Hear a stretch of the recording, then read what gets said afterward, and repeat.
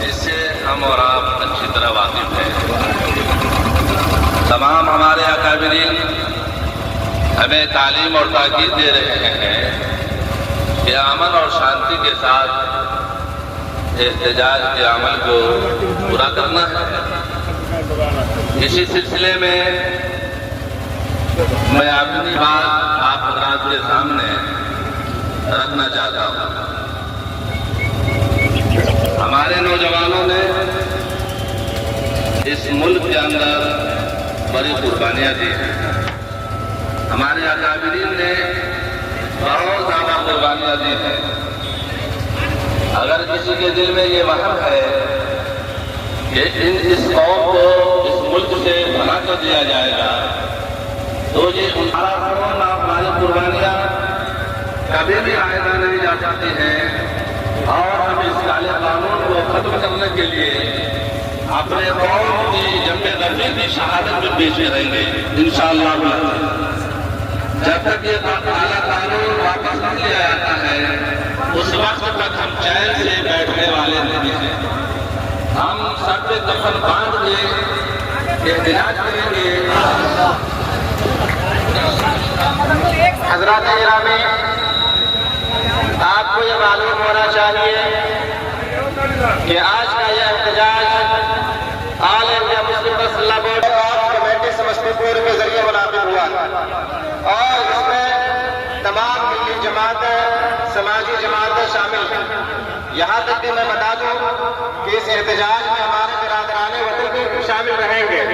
इसलिए हम सब का यह मुजाहरा पुरसुकून होना चाहिए, किसी तरह का कोई मजहबी नारा ना हो।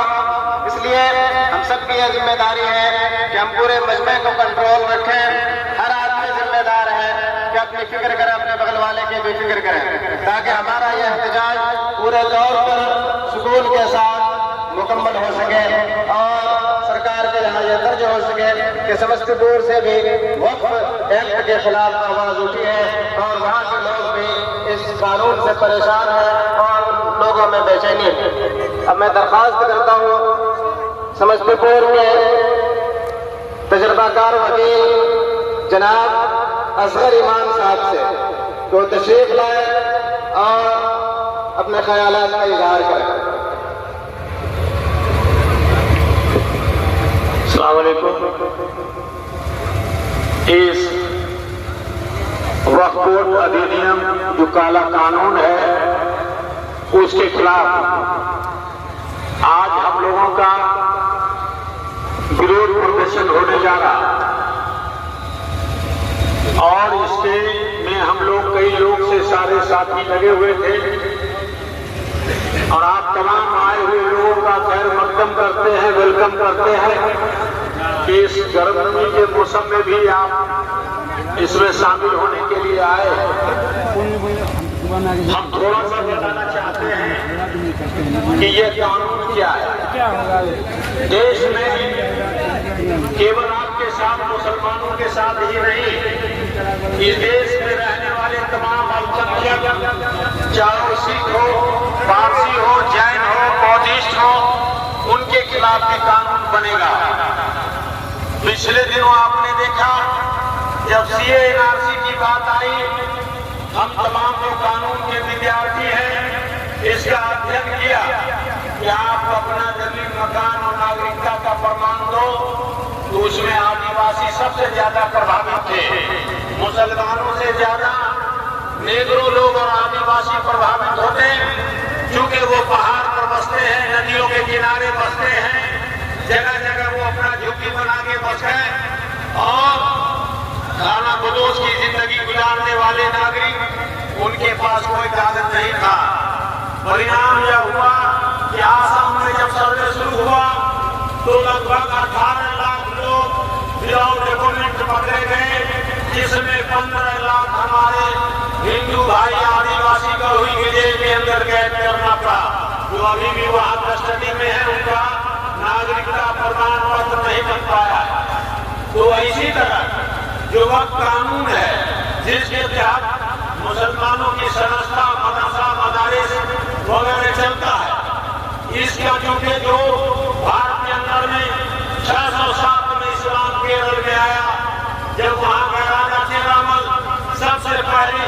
धर्म कबूल किया और सैकड़ों मस्जिद केरल के अंदर में बनी। आज उसका वारिस या डॉक्यूमेंट हम कहाँ से दिखा सकते हैं? हम बहुत पीढ़ी बाद के लोग हैं। हमारे पूर्वज जो 1800 ईस्वी में 1500 ईस्वी में काम किए हैं, वो कमजोर वर्ग के लोगों के खिलाफ है। वो मुट्ठी भर लोगों का संचालित संगठन है। देश की जनता की संपत्ति लूट कर करके आज आरएसएस के पास संपत्ति जमा हुई है। ये एक लंबी साजिश है जो देश के अंदर में शिक्षा मिटा रही है, अधिकार जीने का अधिकार छीन रही है। क्योंकि उसका जो संविधान है उसमें लिखा हुआ है कि अधिक से अधिक लोग जब आर्थिक कमजोर होंगे, अधिक से अधिक लोग जब अशिक्षित होंगे, अंधभक्त होंगे, रहेगी। उसको लागू करने के लिए लगातार भारत के अंदर में जो हमारा मौलिक अधिकार संविधान के अंदर में दिया गया है, इसको डिमोलाइज किया जा रहा है, भंग कर दिया जा रहा है। हम लोग आप जानते हैं क्या क्या आप रैली करने आए हैं। संविधान की धारा 19 के अनुसार ये आपको हर देश के नागरिक को अधिकार है कि अपनी बात को विरोध के रूप में रखने के लिए प्रशासन और सरकार के पास रखेगा। इसलिए हमारी रैली भारतीय संविधान की धारा 19 के तहत वैध है। भारत के संविधान की धारा 14 के अनुसार देश के हर नागरिक को समानता का अधिकार है। उस 14 के अनुसार देश के हर नागरिक को अपनी हिफाजत, अपने आप के अधिकार की बात रखने, सुनने, कहने का अधिकार है। भारत के संविधान की धारा 25 के तहत हर इंसान को अपनी धार्मिक संस्था, अपना मदार्स, अपने धर्म का प्रचार करने का संवैधानिक अधिकार है। भारत 26 के अनुसार अपने संस्था खोलने, चंदा करने, धर्म के खंड से संस्था स्थापित करने का अधिकार है। संविधान की धारा 29 के अनुसार और 30 के अनुसार आप महाविद्यालय, विश्वविद्यालय, कॉलेज, यूनिवर्सिटी खोल सकते हो। यह तमाम जो संविधान में अधिकार अल्पसंख्यकों को, केवल उसमें हम ही को नहीं, अल्पसंख्यक में जो 4-5 और लोग भाई हमारे हैं, उनको भी यही अधिकार मिला।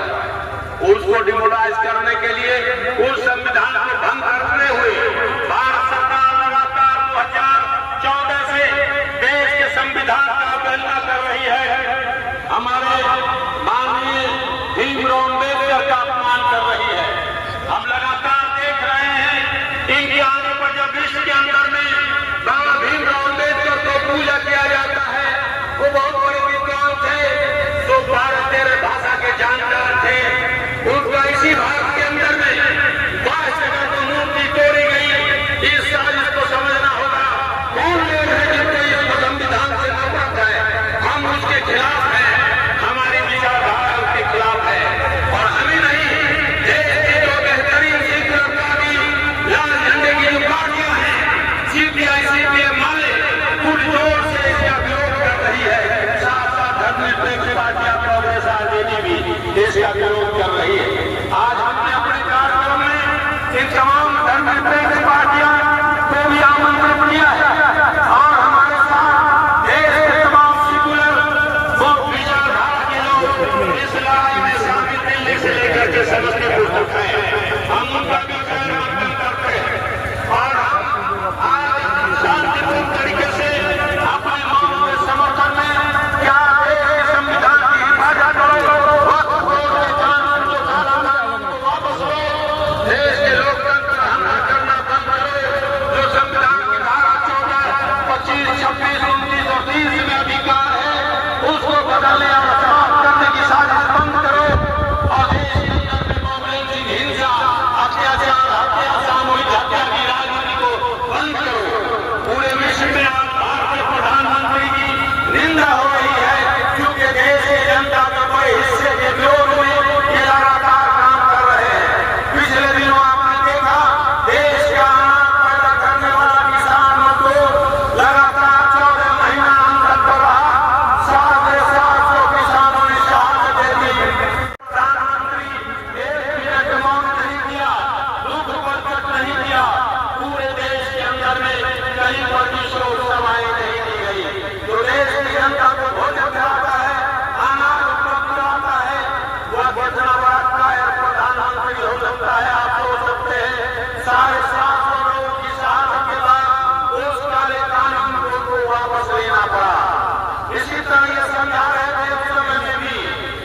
कृषि काला कानून है, किसानों की जिंदगी को दोना आमदनी करने का है, किसानों के विकास का है, किसानों के भविष्य को सुधारने का है, जो झूठा साबित हुआ और उन्हें वापस लेना पड़ा। इसी तरह ये जो वक्फ का काला कानून है, ये जो भाजपा के लोग समझाना चाहते हैं, इन्हें वापस लेना होगा। हमें भी उस संघर्ष के लिए तैयार रहना होगा। अगर हम इस कानून को वापस बनाने के लिए हमें धरती का सहारा देना पड़ेगा, तो हम भी सहारा देंगे, लेकिन आपके काला कानून को वापस लेना पड़ेगा। हमें के लिए क्योंकि जो सरकार है इस आंदोलन और जुलूस से आपको जल्दी मानने वाली नहीं है। हम माननीय उच्च न्यायालय का सम्मान करना चाहते हैं कि इस देश के संविधान और आर्थिक को बचाने की कोशिश कर रहे हैं, और उसे हम गुजारिश करते हैं कि देश का जो सर्वोपरि न्यायालय है, अब उसकी जिम्मेवारी है देश के संविधान की हिफाजत करना। क्योंकि देश के अंदर में जो आरएसएस के लोग हैं, अपने सभी संस्थाओं में, सभी व्यवस्थाओं में अपने आदमी को बैठा रखा है और देश के संविधान को रिमोट कर रहे हैं, मोड़ के चलाना चाहते हैं और जो जनता को धोखा देते हैं। ये जो एक गांधी का हत्यारा है, उस पर भी फूल माला चढ़ाते हैं, और जब पीछे पड़ता है तो गांधी पर भी फूल माला चढ़ा